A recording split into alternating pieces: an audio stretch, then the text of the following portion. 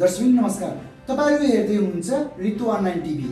आज मिति 2083 साल जेठ 23 गते शनिबार राष्ट्रिय स्वतन्त्र पार्टी भक्तपुर जिल्ला समितिको ऐतिहासिक प्रथम जिल्ला अधिवेशन 2083 स्वागत कार्यक्रम भक्तपुरको सूर्य विराटमा भएको छ। कार्यक्रमको सुरुवात अतिथि आसन ग्रहणसँगै राष्ट्रिय गान एकदमै नयाँ शैली नासा हैमा बाजा खलद्वारा बाँसुरी वादनबाट गरेको थियो भने स्वागत मन्तव्यपछि घण्टी बजाएर औपचारिक उद्घाटन गरिएको थियो।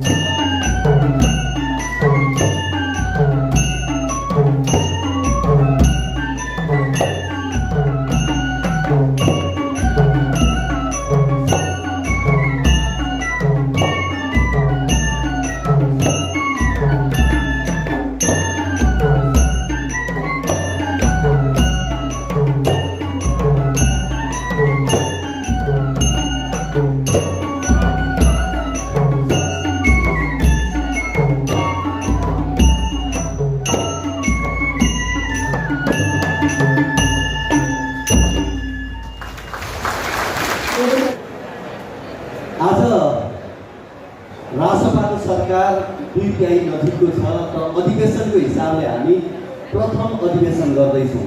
त्यसकारण यो आफैमा ऐतिहासिक हो।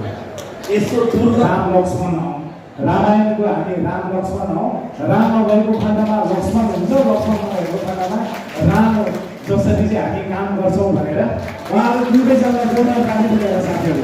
हाम्रो प्रथम भक्तपुर जिल्ला अधिवेशनको करिब अन्तिम चरणमा